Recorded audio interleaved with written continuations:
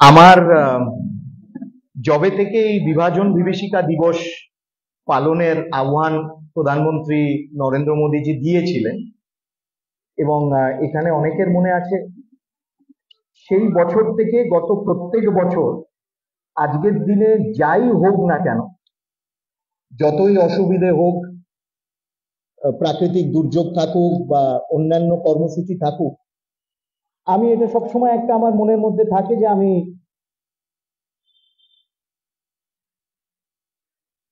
মানে তোমার মাইকের থেকে তোমার গলার আওয়াজটা আরো বেশি জোর, না না বেশি জোর করতে হবে না। আমি সেই জন্য একটা সবসময় মনের মধ্যে থাকে যে আজকের দিনে 14ই অগস্ট আর কিছু হোক না হোক, কোথাও থাকি না থাকি, অন্তত নদিয়াতে, নদিয়ার এই দক্ষিণ নদিয়ার এই প্রান্তে অন্তত থাকবো। এবং গত বছরও বিশাল আয়োজন হয়েছিল, সারা দেশে বিভাজন বিভীষিকা দিবস পালন হয়েছিল। তার মধ্যে এই দক্ষিণ নদিয়াতে, নদিয়া দক্ষিণে সবচেয়ে বড়, সারা দেশে সবচেয়ে বড় পদযাত্রা হয়েছিল। আমরা সবাই সেখানে একত্রিত হয়েছিলাম। প্রথম, তার আগে কুপলস ক্যাম্পে আমরা হেঁটেছিলাম সবাই মিলে, সেই বৃষ্টিতে, কাদায় বৃষ্টিতে আমরা কুপলস ক্যাম্পে হেঁটেছিলাম।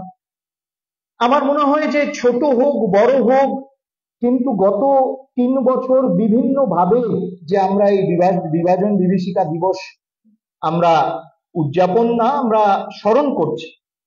বাবুদা ঠিকই বলেছেন, এটা একটা খুব গুরুত্বপূর্ণ কিন্তু পদক্ষেপ। প্রথমে আমি কৃতজ্ঞতা জানাচ্ছি আমাদের সম্মাননীয় জেলা সভাপতি এবং সম্মাননীয় বিধায়ক শ্রী পার্থসারথী চট্টোপাধ্যায় মহাশয়কে, বাবুদাকে। এখানে উপস্থিত আছেন জেলার সাধারণ সম্পাদক আমাদের খুব কাছের বাবু এই শ্যামাদা, ভাই সোমনাথ জেলা সম্পাদক, অধ্যাপক সুভাষ বিশ্বাস যিনি রাজ্যের ইন্টেলেকচুয়াল সেল তার কো কনভিনারও, এখানকার মন্ডল সভাপতি মহাশয়, তাদের দুজনকেই আমি কৃতজ্ঞতা জানাচ্ছি যে খুব কম সময়ের মধ্যে এত কর্মসূচির মধ্যেও আমরা একত্রিত হতে পেরেছি। এবং সকলে যারা এখানে আছেন, বিভিন্ন স্তরের যারা নেতৃবৃন্দ, তাদেরকেও আমি নমস্কার জানাচ্ছি। সুভাষ ইতিহাসের অধ্যাপক বলে ইতিহাসের বিভিন্ন দিক বিষয়ে তুলে ধরছিল। তো আমার মনে পড়ছিল যখন জ্যোতিবাবুর কথা বলছিলেন, সুভাষ বলছিল যে 46-এর দাঙ্গার পর, 16ই অগস্ট 46-এর দাঙ্গার পর, তখন বঙ্গেশ্বর হুসেন শহীদ সুরাওয়ার্ডি তিনি হঠাৎ একটি সর্বদলীয় বৈঠক তিনি আহ্বান করলেন। এবং সেই বৈঠকে কংগ্রেস, মুসলিম লীগ, হিন্দু মহাসভা প্রতিনিধিরা থাকবেন, একেবারে সর্বোচ্চ নেতৃত্ব থাকবে। এবং তার সাথে সাথে সুরাওয়ার্ডির বিশেষ বন্ধু কমরেড জ্যোতি বসু, তাকেও তিনি আমন্ত্রণ জানিয়েছিলেন। সেই আমন্ত্রণ পত্র পেয়ে শ্যামাপ্রসাদ সুরাওয়ার্ডিকে লিখে পাঠিয়েছিলেন, উত্তর দিয়েছিলেন যে এ তো আমি বুঝতে পারছি যে কংগ্রেস যেহেতু সর্বভারতীয় দল এবং কংগ্রেসের একটি অস্তিত্ব, কংগ্রেস আমাদের স্বাধীনতা সংগ্রামের নেতৃত্ব দিচ্ছে, কংগ্রেস আমন্ত্রিত হবে, মুসলিম লীগ থাকবে কেন, তারা মুসলিমদের প্রতিনিধিত্ব করছে, হিন্দু মহাসভা থাকবে কেন, আমরা হিন্দুদের প্রতিনিধিত্ব করছি, জ্যোতি বসুকে কেন আমন্ত্রণ জানানো হয়েছে, তিনি কাদের প্রতিনিধিত্ব করছেন?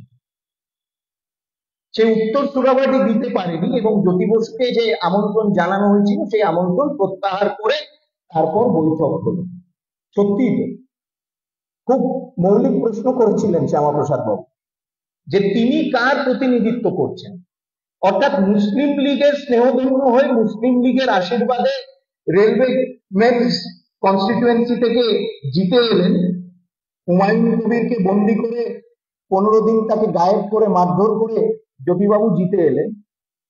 এবং 46-এর দাঙ্গার, যখন 46-এর ডাইরেক্ট অ্যাকশন ঘোষণা করছেন, তখন জ্যোতিবাবুর দল ঘোষণা করেছিল যে এই যে বন্ধ পালন হবে, মুসলিম লীগের ডাকা বন্ধ, সেই বন্ধকে আমরা যেখানে সম্ভব, যেখানে প্রয়োজন সমর্থন করব, যেখানে সম্ভব না, যেখানে প্রয়োজন না, সেখানে আমরা তার বিরোধিতা করব। কি অসাধারণ মানে পলিটিক্যাল ডায়ালেকটিসিজম, এবং সেই জন্য এই কমিউনিস্ট পার্টি অফ ইন্ডিয়া একেবারে প্রথম সারিতে, সুভাষ মনে করিয়ে দিল, প্রথম সারির একেবারে তারা প্রথম সারিতে বসে নেতৃত্ব দিয়েছিল মুসলিম লীগের পাকিস্তান দাবিকে মানা উচিত। এবং সেই সময় আমি সেদিনকে রানাঘাটেও 20শে জুন এই বক্তব্য রেখেছিলাম যে, এবং সেই সময় একেবারে ডিটেইলে লেখা রয়েছে। সুনন্দ সান্যাল, সুনন্দবাবু তার একটি বইতে খুব সুন্দরভাবে লিখেছেন, একেবারে ডিটেইলে কাগজ থেকে নথি থেকে উদ্ধৃত করে লিখেছেন। শুধু যদি অবিভক্ত বাংলা ধরি, কোথায় কোথায় কোন সময় কমিউনিস্ট পার্টি একেবারে নিজেদের উদ্যোগে মুসলিম লীগের পাকিস্তান দাবি সমর্থনে জনসভা, সেমিনার, পথসভা, পদযাত্রা, পাবলিকেশন সবকিছু করেছিল একসঙ্গে। যার ফলে জিন্না আর কিছু হোক না হোক, মানে দেখতে কাঠখোট্টা ছিল কিন্তু রসিক ছিল। তো জিন্না একবার তার মুসলিম লীগের অধিবেশনে বলেছিলেন যে, হেসে মানে হেয় করে ঠাট্টা করে বলেছিলেন, এখন দেখছি কমিউনিস্টরাও তো আমাদের সমর্থন করছে। এই যে কমিউনিস্টদেরকে দেখুন, যখন সুযোগ হয়েছে, যখন দরকার পড়েছে, তারা তখন কংগ্রেসের ফ্ল্যাগ উঠিয়েছে, যখন দরকার পড়েছে তারা তখন সোশ্যালিস্টদের ফ্ল্যাগ উঠিয়েছে, যখন দরকার পড়েছে তারা আবার সোভিয়েত ইউনিয়নের ফ্ল্যাগ উঠিয়েছে, যখন তারা সুবিধে মনে করেছে এখন মুসলিম লীগের ফ্ল্যাগ উঠাচ্ছে। যারা অনেকগুলো ফ্ল্যাগ উঠিয়ে রাখে তাদেরকে কিন্তু আমি বিশ্বাস করি না। এই জিন্নার কথা, তাও তারা জিন্নার পা চেটেছে, বলেছে আমরা পাকিস্তানের দাবি আগে মানতে হবে, তারপর ভারত স্বাধীন হবে।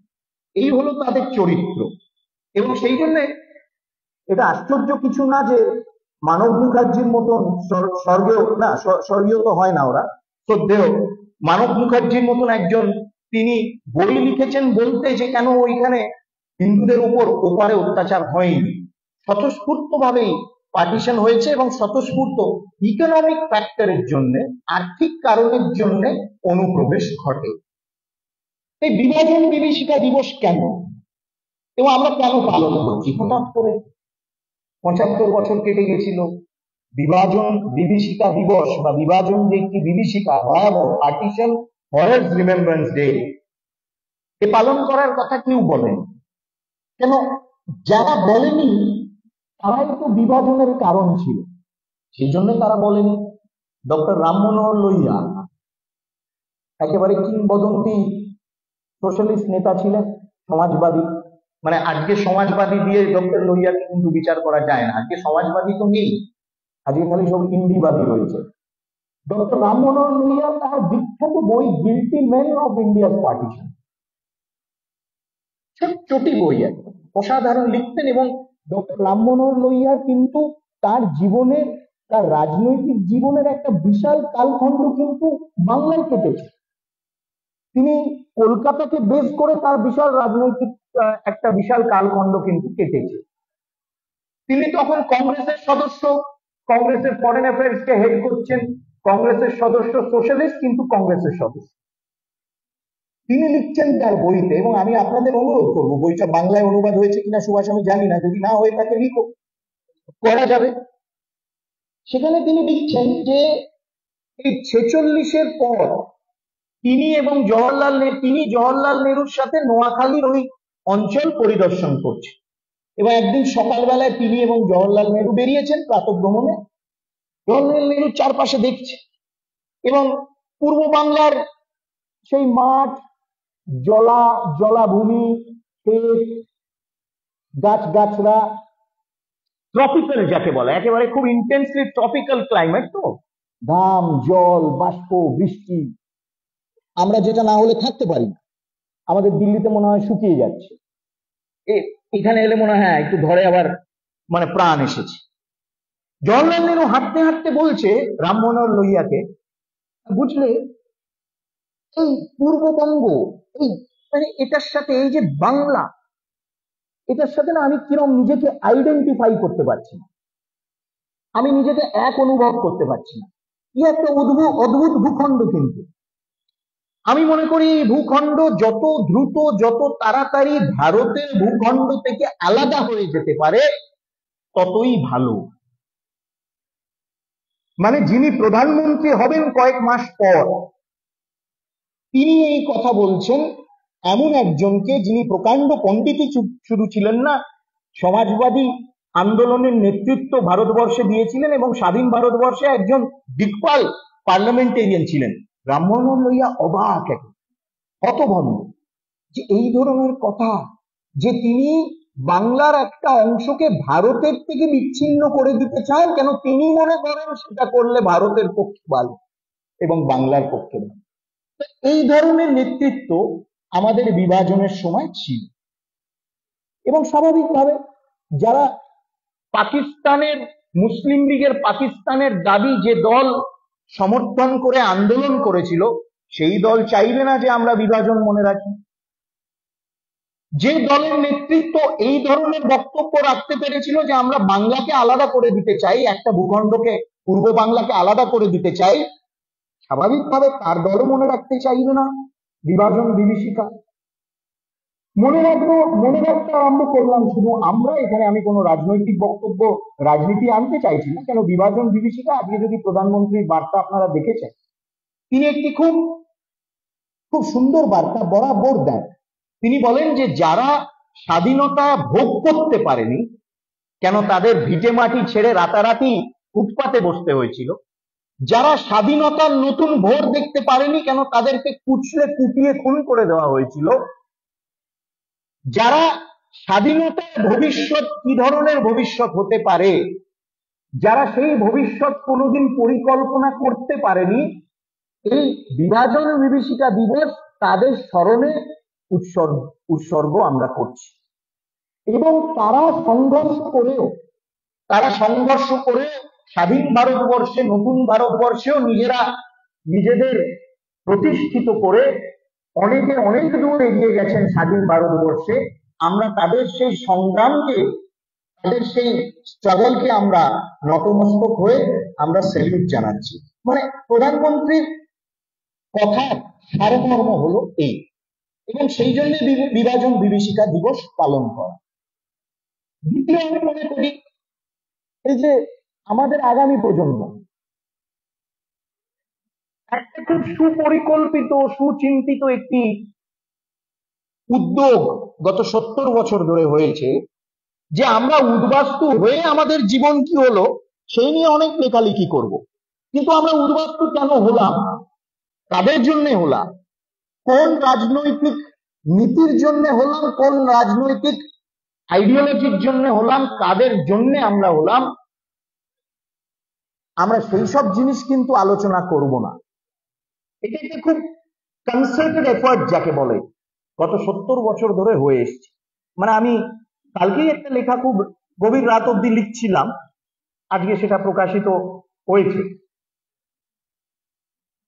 দ্বিতীয় বিশ্ব মহাযুদ্ধের পর প্রায় 1.5 দশক ধরে, মানে 60-এর দশকের মাঝামাঝি ইউরোপে কিংবা পাশ্চাত্যে কেউ হলোকস্ট, ইহুদিদের গণহত্যা হয়েছিল, কনসেন্ট্রেশন ক্যাম্প ছিল, এক্সটারমিনেশন ক্যাম্প ছিল, জেনোসাইড হিটলার করেছিল, সেই নিয়ে প্রায় 1.5 দশক 1945 থেকে 1960-এর দশকের মাঝামাঝি অবধি কোনো আলোচনা হতো না।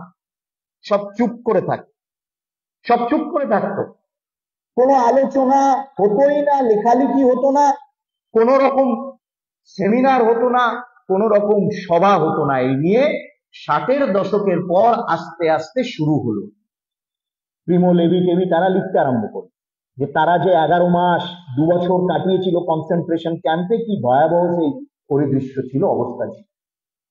এবং এই যে 1.5 দশক 1 দশক, এটাকে বলে মিউট ডিকেড, অর্থাৎ কি বলে মিউট ডিকেড, 1 দশক নিস্তব্ধতার 1 দশক বলা যেতে পারে, নিস্তব্ধতার 1 দশক। অর্থাৎ আমরা যদি চুপ থাকি, যদি ভুলিয়ে দিতে পারি, তাই ভালো, মনে করার দরকার নেই। এবং সেই জন্যই বিভাজন বিভীষিকা দিবস যারা আজও বিরোধিতা করে, একজন বিশিষ্ট ইতিহাসবিদ, কদাচিৎ যাদবপুরের মেম্বার অফ পার্লামেন্ট ছিলেন। তিনি 6 মাস বিদেশে থাকতেন, হার্ভার্ডে থাকতেন, 6 মাস যাদবপুরে থাকতেন, তাও যাদবপুরের মানুষ জিতিয়েছিল তাকে। 5 বছর তিনি মেম্বার অফ পার্লামেন্ট ছিলেন এবং সারা জীবন তারা রাঙা কাকার নাম ভাঙিয়ে নিজেদের ক্যারিয়ার তৈরি করলেন। রাঙা কাকা গোমোতে কিভাবে নামলেন, গোমো থেকে তারপর স্টেশনে কিভাবে উঠলেন, কে দরজা খুলে দিল, কে বন্ধ করলো, এবং কি অদ্ভুত পরিবার দেখুন। এই পরিবারের একজন সদস্য আর কেমব্রিজ না অক্সফোর্ডে মনে হয় অধ্যাপনা করেন। তিনি একটা বই লিখেছিলেন আজ থেকে বছর 8 আগে। সে বইটার নাম হচ্ছে ডেড রেকনিং। কেন বইটার কথা বলছি আপনারা বুঝতে পারবেন। এবং ভেবে দেখুন, নেতাজির বংশধর, একেবারে বলা যেতে পারে বাংলার প্রধান প্রধান ফ্যামিলি। এখন তখন তো আর কালীঘাট পরিবার ছিল না, তখন বাংলার অন্যান্য পরিবার ছিল, শ্যামাপ্রসাদের পরিবার ছিলেন, অন্যান্য পরিবার ছিল। সেই প্রধান পরিবারের একজন সদস্য অক্সফোর্ডে বসে বই লিখছে। সেই বইয়ের সারাংশ, মানে সেই বইয়ের থিসিস কি, পাকিস্তানের আর্মি, পাকিস্তানের সেনাবাহিনী 71-এ গণহত্যা করেনি। পাকিস্তানের সেনাবাহিনী 71-এ গণহত্যা করেছে, এটা হচ্ছে একটি কাল্পনিক ভুয়ো রটনা। তিনি বই লিখে ফেললেন। এটা অন্য কথা যে সে বই চলেন, সে বই একেবারে গভীর নর্দমায় কোথায় তলিয়ে গেছে। কিন্তু আমি বলছি, সেই মেম্বার অফ পার্লামেন্ট যাদবপুর থেকে যিনি ছিলেন, হার্ভার্ডে 6 মাস থাকতেন, যাদবপুরে এসে 6 মাস একটু এদিক ওদিক, 6 মাসও না 3 মাস একটু এদিক ওদিক করতেন। তিনি বলে উঠলেন যে বিভাজন বিভীষিকা কেন, ওয়াই আমরা পাকিস্তানে মানে পার্টিশনের হরর কেন মনে রাখেন, আমরা পাকিস্তানের ট্র্যাজেডি মনে রাখি না কেন। ট্র্যাজেডি যে হরর, হরর যে ট্র্যাজেডি, সেটা তো এক।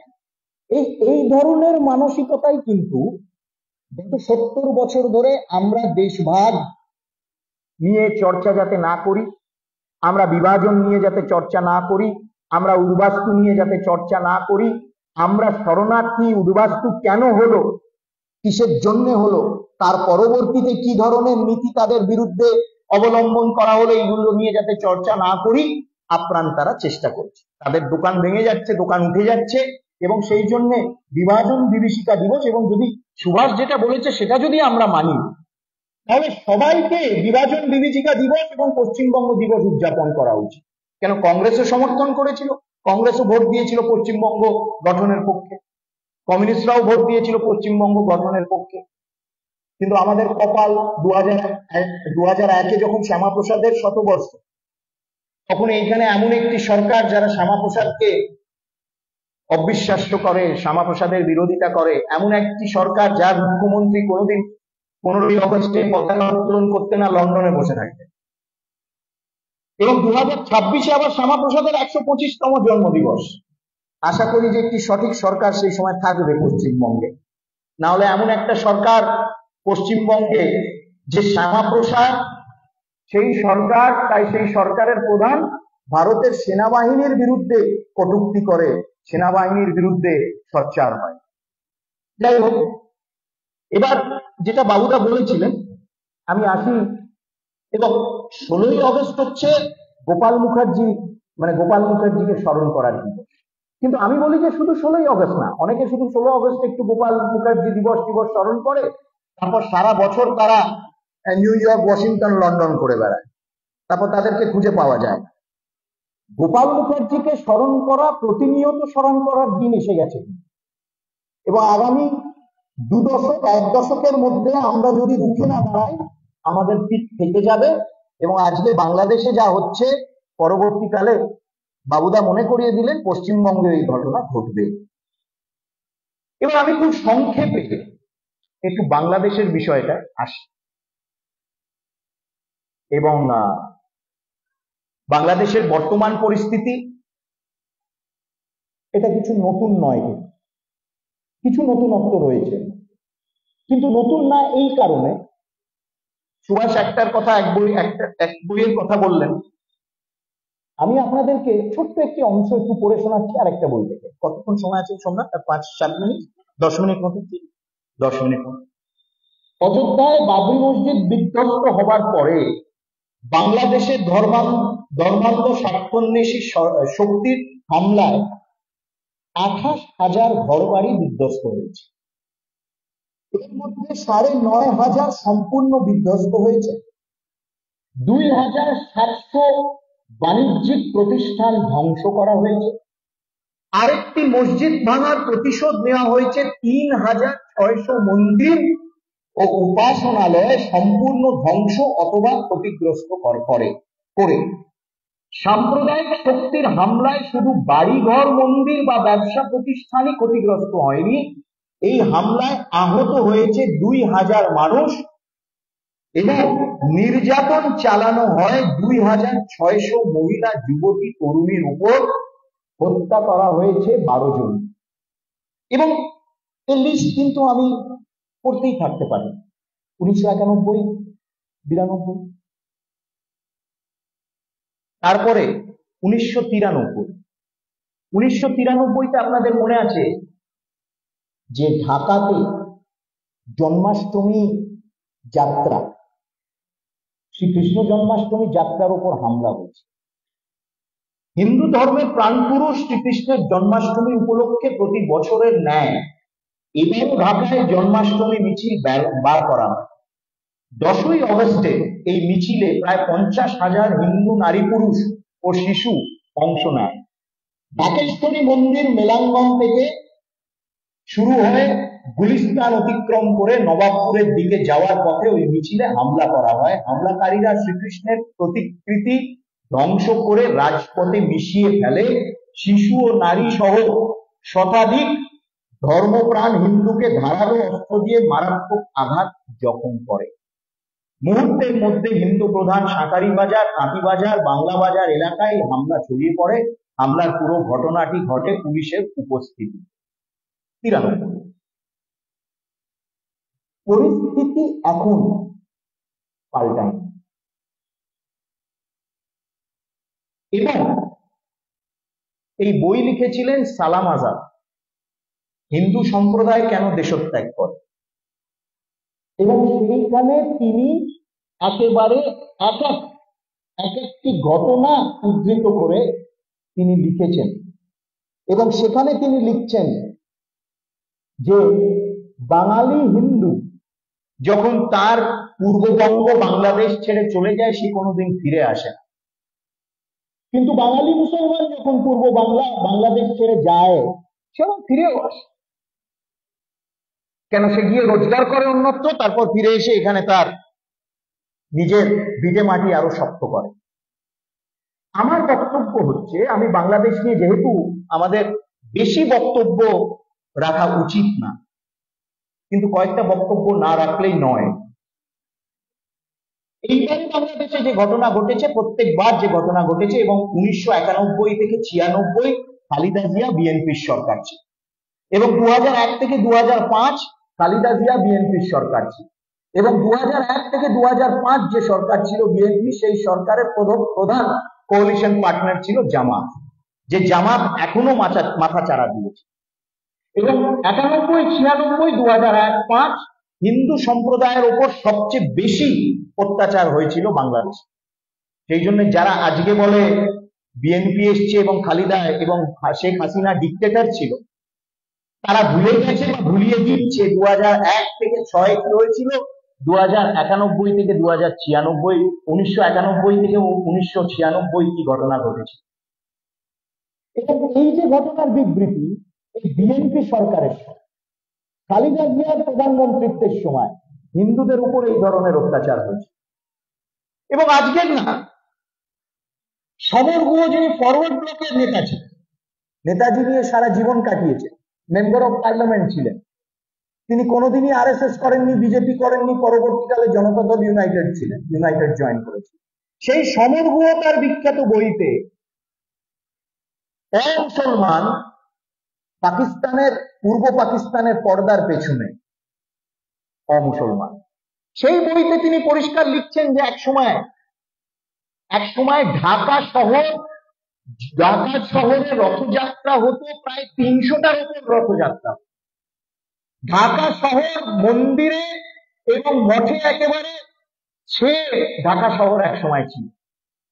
এবং সেই সমরগুহ, মানে সেই বই পড়লে এখনো চোখে জল আসে, সেই সমরগুহ লিখছেন কিরণ 1950 সালের দাঙ্গা, ফেব্রুয়ারির দাঙ্গার পর থেকে আস্তে আস্তে মঠ মন্দির খালি হতে আরম্ভ করলো, যা জমি ছিল সেই জমি দখল হতে আরম্ভ করলো।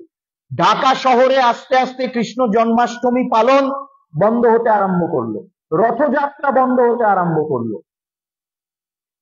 যারা সেই সময় বন্ধ করেছিল, সেই সময় হিন্দু হত্যা, হিন্দুদের উপর নির্যাতন করেছিল, সেই রাজাকাররা কিন্তু 71-এর লড়াইয়ের সময় মুক্তিযুদ্ধের বিরোধিতা করেছিল এবং ভারতের বিরোধিতা তারা করেছিল।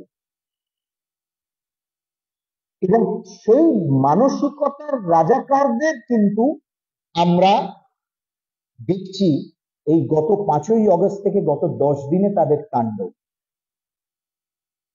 না হলে প্রথমবার বাংলাদেশের ইতিহাস বঙ্গবন্ধুর মূর্তি, আবক্ষ মূর্তি ভাঙা হল। প্রথমবার বাংলাদেশের ইতিহাসে মুজিবনগরের বাংলাদেশ মুক্তিযুদ্ধের যে স্মৃতিসৌধতে জেনারেল জেএফআর জেকব এবং অন্যান্য সব ভারতের সেনাবাহিনীর প্রধানরা দাঁড়িয়ে রয়েছে, তাদের মূর্তি সেইখানে ভেঙে দেওয়া হলো। প্রথমবার হলো খুলনার মেহেরপুরে, প্রথমবার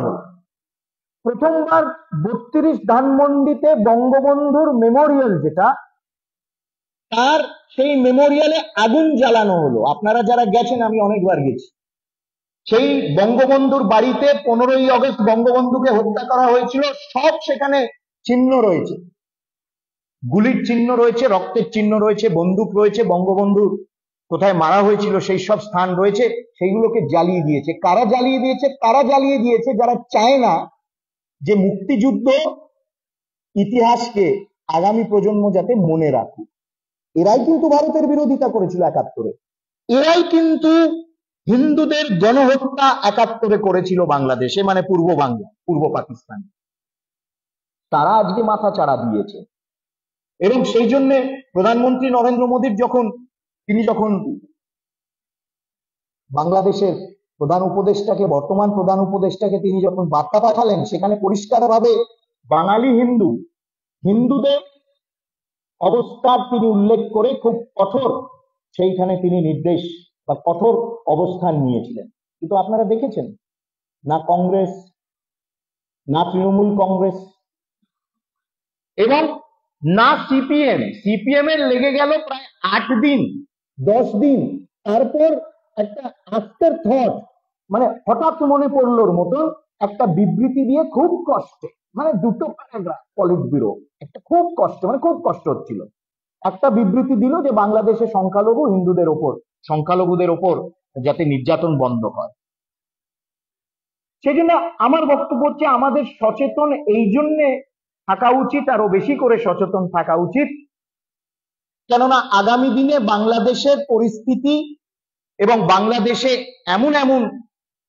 এমন ভাবে পরিস্থিতি এগিয়ে যাবে এবং সেই পরিস্থিতি নিয়ন্ত্রণ করতে পারে এমন শক্তি, যে শক্তি কিন্তু ভারতের মিত্র শক্তি না, যে শক্তি ভারতকে ডিস্টেবিলাইজ করতে চাইবে। কেন তাদের ইতিহাস, আমাকে কেউ যদি বলে এখন যে না তারা এখন নতুন মানসিকতা পোষণ করছে, কোনোদিনই সেটা হতে পারে না। কেন গত 25 বছরের ইতিহাস যদি আমি দেখি, গত 30 বছরের ইতিহাস যদি দেখি, এই অপশক্তি যখন যেভাবে তারা সুযোগ পেয়েছে, তারা ঝাঁপিয়ে পড়েছে বাংলাদেশে হিন্দু সংখ্যালঘুদের উপর। এবং এক প্যাটার্ন, হিন্দু দোকান লুট করো, বাড়িঘর লুট করো, মন্দির ভাঙো, হিন্দুদেরকে ভয় দেখাও, হিন্দু নারীদের নির্যাতন করো, মেরে ফেলো। এই ঠিক প্যাটার্ন, এই এক মানসিকতা তখনও 30 বছর আগে দেখেছিলাম, 25 বছর আগে দেখেছিলাম আমরা, এই এক মানসিকতা এখনো আমরা দেখছি। এবং সেই জন্য হিন্দু সংগঠিত হোক বাংলাদেশে, এটা আমাদের প্রার্থনা, আমরা চাই সেটা। হিন্দু এই পশ্চিমবঙ্গে, সারা ভারতবর্ষে, বিশেষ করে পশ্চিমবঙ্গে আরো সচেতন হোক, এই আমাদের প্রার্থনা, আজকে আমাদের কামনা।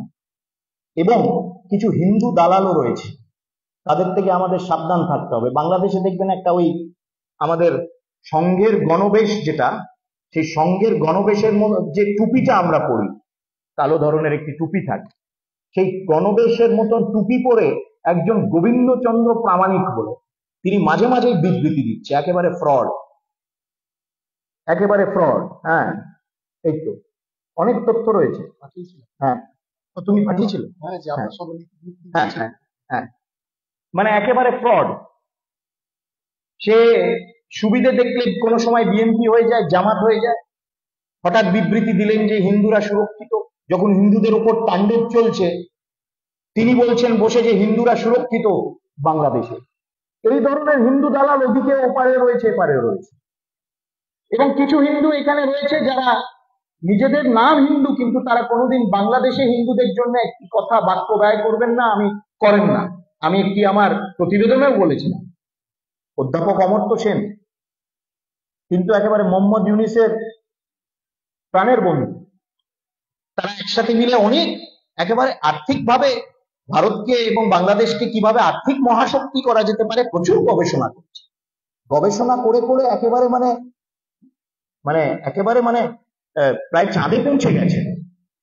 খুব শ্রদ্ধা করি, কিন্তু দেখবেন যে একবারের জন্য কিন্তু বাংলাদেশি হিন্দুদের ওপর নির্যাতন এবং অত্যাচার বন্ধ হোক, অধ্যাপক অমর্ত্য সেন কিন্তু একবারের জন্য অধ্যাপক মোহাম্মদ ইউনূসকে একটি বার্তাও দেননি। কি ঠিক বলছি তো? অধ্যাপক সোমনাথ কর এবং অধ্যাপক সুভাষ বিশ্বাস সবাই অধ্যাপক বসে আছেন।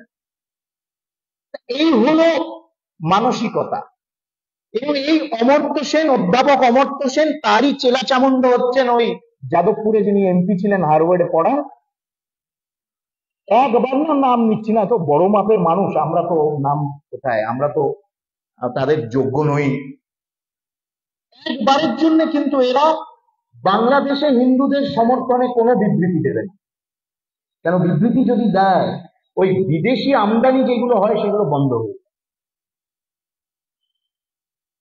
সেই জন্য বিভাজন বিভীষিকা দিবস আজকে আমরা এমন একটি গুরুত্বপূর্ণ প্রেক্ষাপটে পালন করছি বা স্মরণ করছি, যেখানে এই বিভাজন বিভীষিকা দিবস আরো প্রাসঙ্গিক হয়ে উঠছে। এবং এই প্রাসঙ্গিকতাকে যাতে আমরা বজায় রাখতে পারি, আমাদের এই উদ্যোগ নিতে হবে। শুধু বছরে একবার না, বিভাজন বিভীষিকা দিবস আমরা উদযাপন আমরা স্মরণ করব বছরে একবার, কিন্তু সারা বছর আমাদের সজাগ সচেতন থাকতে হবে।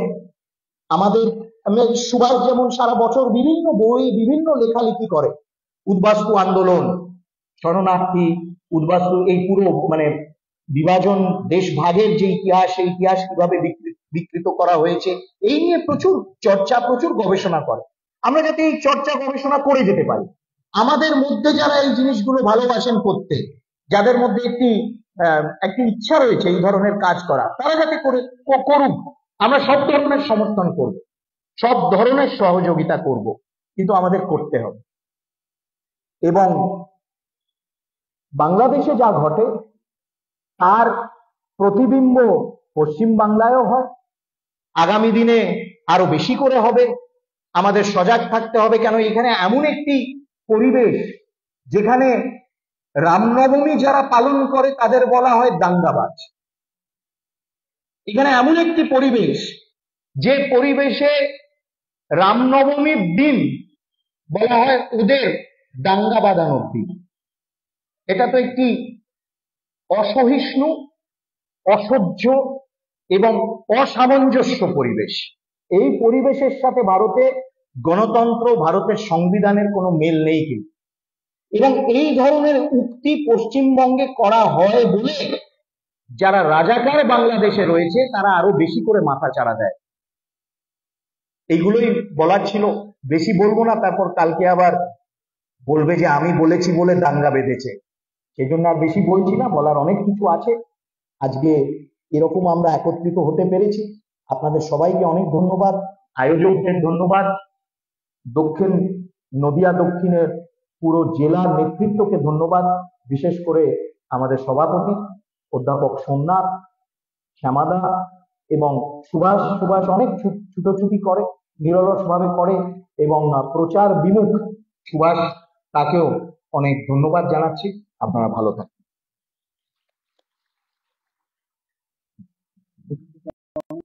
আপনাদের যদি কোনো বক্তব্য বা প্রশ্ন থাকে তাহলে বলতে পারেন।